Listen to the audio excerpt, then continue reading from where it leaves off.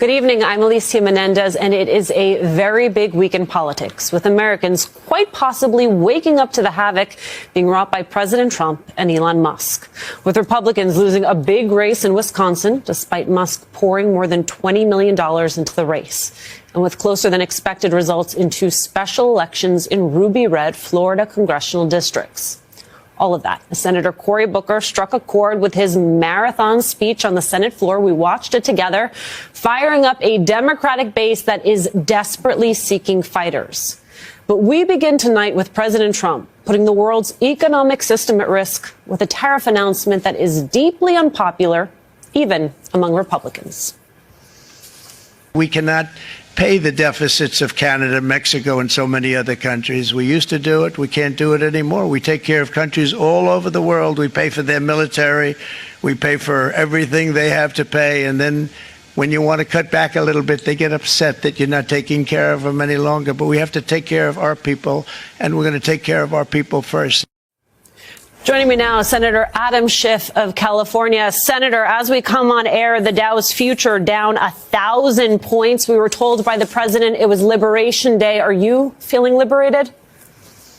No, I may be liberated from anything in a 401k, as millions of Americans will feel that impact, and will be liberated from any chance of having lower prices for things. This is going to be a disaster for our economy. It's going to be a disaster for hardworking families that are going to have to pay more for auto parts or getting their car fixed or, buying groceries or anything else. These other countries, many of whom are our closest allies, are going to retaliate against us. It's just simply going to escalate from here. I talked to farmers out in California who still haven't recovered the market share they lost during the first Trump administration from the ill-fated tariffs then. So this is going to be really disastrous. A massive self-inflicted wound on our economy from a president who campaigned on lowering prices, but is in fact pushing them through the roof. Senator, you are not the only senator who's been speaking with farmers in your home state. And lest anyone think that these are just Democratic talking points, I want you to take a listen to Senator Tom Tillis talking about what Trump's tariffs are going to mean for farmers in his state of North Carolina. Anyone who says there may be a little bit of pain before we get things right need to talk about farmers who are one crop away from bankruptcy. They don't have time, so we've got to be crisp on this implementation. Otherwise, we could do damage that's irreparable to farmers. Crisp on the implementation is one thing. What else are you hearing from your Republican colleagues, their concerns about these tariffs? Oh, I think their concerns are profound, not just with how much pain is going to be inflicted on their constituents, but what it's going to mean for them politically. We may have a vote shortly by Senator Tim Kaine, that will give Congress a chance to push back against some of these tariffs, particularly those targeting our Canadian neighbors. And I think many of the Republicans are inclined to support it. We'll see how many are actually willing to put their votes where their private comments are. But I think that this is a broadly held view. Certainly, as we've seen before, a lot of Republicans are simply going to fall in line. But with the pain that's going to be resulting from this, they're going to hear an earful from their constituents. It's why so many Republicans are being told, don't have town halls, because people are really unhappy with what they're doing. Senator, you... I'm joined now by Governor Tim Walz, who's a Democrat of Minnesota. Governor, let me just start with you. Again, we've had you on the program before. Your state has close relationships with your Canadian neighbors. I know that. And you've been sort of sidelining with some of those Canadian leadership about these sort of trade war.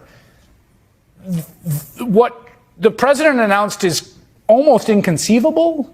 What does it do to the folks in your state? What's your perspective on it?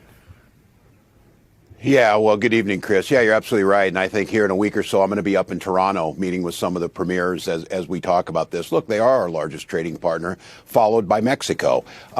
These are folks that we have had relationships since the founding of Minnesota. It matters greatly. And what we understand is that these are fair trade deals that were negotiated fairly. And the real irony of this is the folks who supported Donald Trump, some of the working folks, the farmers, the miners in northern Minnesota, 650 miles miners were just laid off in taconite mining. Our farm community is on pins and needles because of these tariffs. And then when you go to war with Canada, whether it's energy or whether it's potash for fertilizer, these are fundamental inputs that are going to already drive up costs on very narrow margins. So yeah, it is almost inconceivable. Look, Chris, I don't know. You almost have to be an amateur psychologist on this. It's like Trump is stuck in the 80s. His music, his clothing, his thinking.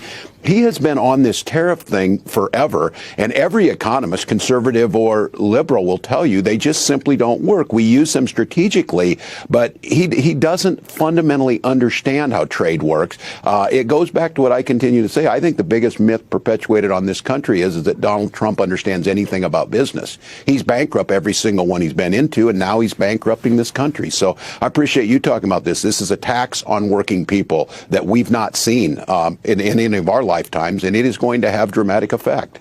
There are two follow-ups I want on that. One is, you're in a state, it elected you governor, but you represented a district that actually voted for President Trump in 2016 that had a lot of Republicans when you were in Congress.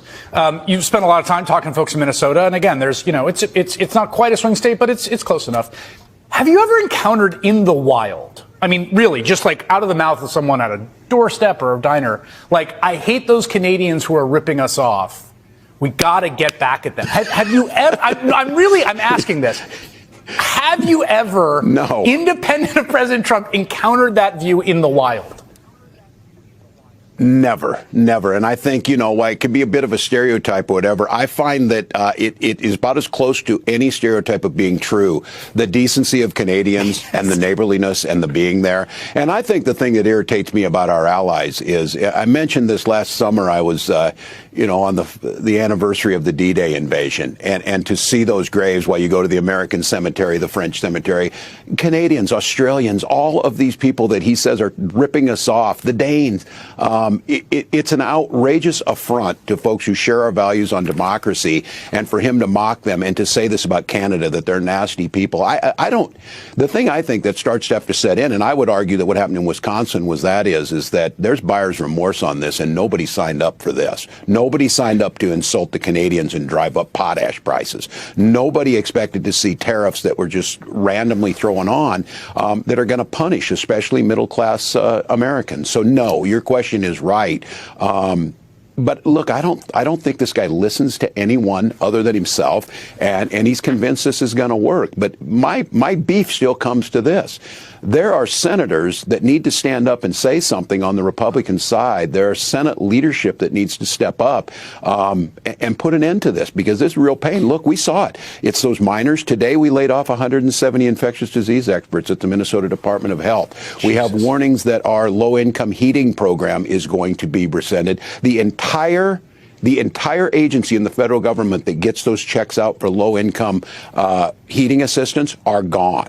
We don't know who's going to send the checks. It snowed today in Minnesota, and those are the things that are gone. So we're making it very clear. This is not about government employees. It's not about some fake efficiencies. We're all for that, This is about real people and the impact. And this is going to do real damage. You talked about that buyer's remorse. Let me ask you about Wisconsin last night. You had this. You were in Wisconsin ahead of this race. Susan Crawford, who was sort of endorsed by progressive center-left Democratic Party. It's a nonpartisan race, but she won by 10 points against the Trump-backed candidate.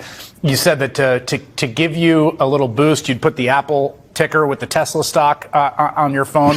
And this really, Elon Musk got very upset about this. He genuinely seemed like emotional in an interview about this. I want to just play. He just really got in his feelings about this. I want to play this for you and get your response. You had Tim Walz, who's a huge jerk, running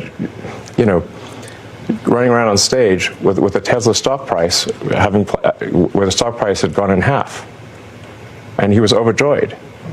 What an evil thing to do! What a creep! What a jerk! Like who derives joy from that? Are you a creep and a jerk? Well, that's a badge of honor if he thinks I am. Look, it's not personal with him. It's a little bit personal. I don't want to be disingenuous. The guy does bother me. It's a little bit personal. But look, my beef on this is that this guy is out there crying about his portfolio and about stock while I'm making, a comment. And my mom's Social Security check this month is late. That he's attacking the portfolios of working Minnesotans and working Americans who've paid into these programs that he calls a Ponzi scheme. He's taking it and laughing with his chainsaw about destroying the lives and undermining things and institutions that make life better for Minnesotans. Of course, he doesn't care about these agencies because he has all this money. Can you imagine being the richest man in the world and taking offense that I said something about Tesla stock? Look, if I'm Donald Trump won Wisconsin. I'll give him that. But he's sharing his presidency in the White House and who knows what else with this guy who's a loser, who lost. This guy's really bad at this. He made the case that everything hinged on this. And I just want to give a shout out to the folks in Wisconsin, to Ben Wickler, to, of course, Justice-elect Crawford, and to the people of Wisconsin who you said this right, Chris. This was a referendum on, does democracy stand or does oligarchy and a king make the difference? And this was a referendum on Elon Musk and by extension by Donald Trump. A 10-point win in Wisconsin is an absolute massacre. Remember, this was a 1-point race in November. So I am angry with this guy. I'm glad he's irritated with me. He's a bully. He's picking on people that can't speak up. He's undermining the basic tenets of this country, all so that he can, an unelected oligarch run things. It's outrageous. And look, if Donald Trump wants to continue to hang around with him, I certainly think the DNC should think about hiring Elon Musk and send him to every race that we're in, because we will win. We will win. Well, today we got this news, right? There's all this sort of whispering behind the scenes that Musk is going to go back to the private sector. He's going to leave the White House. This is NBC News. Trump told the cabinet members he'll leave his government role in the coming months. To your point about that, I mean, there was a race last night. There were 2 statewide races. There was a superintendent of educational instruction statewide race. Again, like the judicial race, nonpartisan. The Democrat won that by 5 points. The Musk race, the one where he's donning the cheese head and handing out the novelty checks and all eyes on me, he's the front face of it. It looks like he cost him 5 points.